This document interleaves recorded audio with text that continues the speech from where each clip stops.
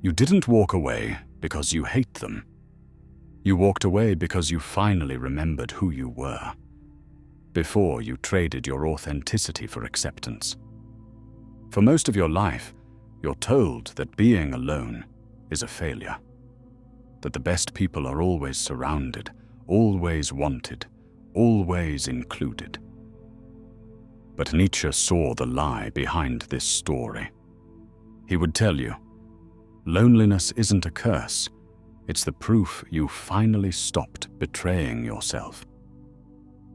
Maybe you walked away from a group that never truly saw you.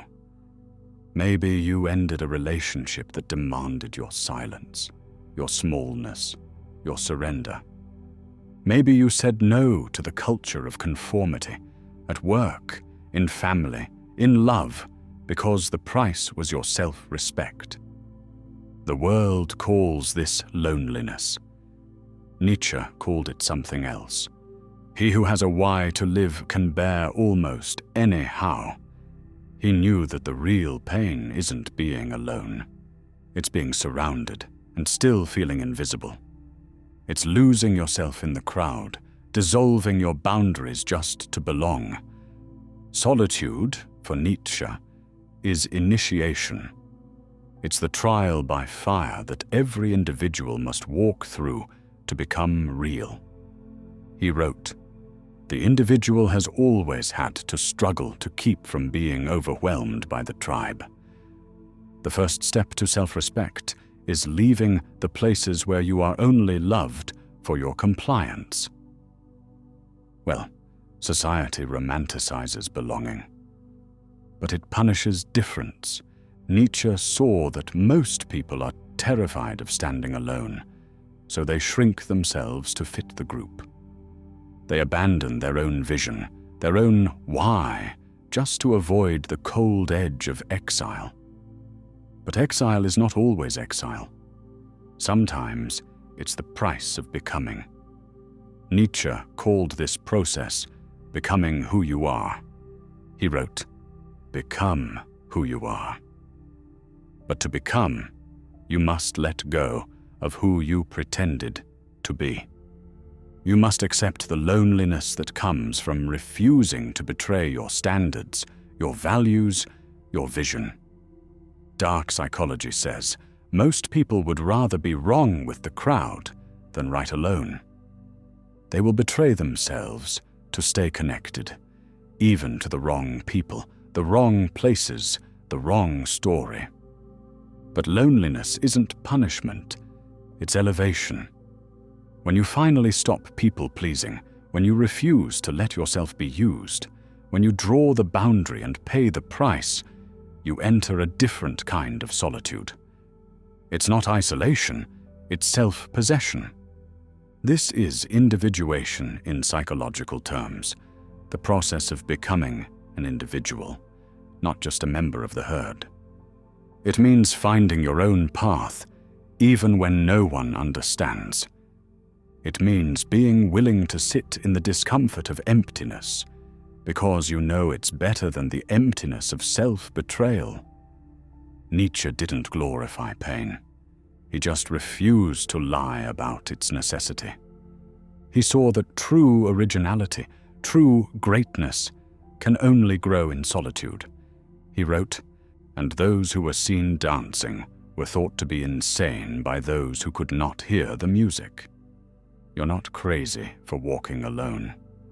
You're just tuned to a song most people have never learned to hear. The dark side of self-respect is that you lose the crowd. You are misunderstood, judged, even resented. People accuse you of arrogance, coldness, selfishness. But what they're really saying is, "I wish I had your courage." Most people never leave the tribe. They call it love, loyalty, connection. But deep down, it's fear. Fear of being exiled. Fear of facing themselves in the quiet. But freedom always has a price. Nietzsche believed it was worth paying.